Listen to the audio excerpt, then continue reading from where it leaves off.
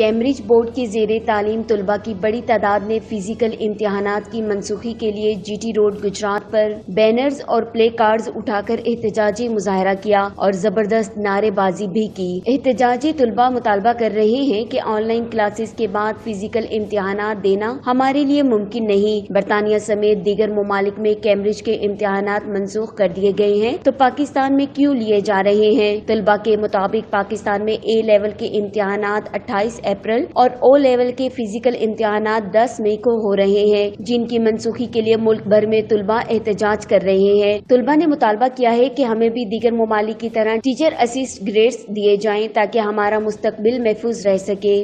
Rana Rizwan, Chenab news, Gujarat.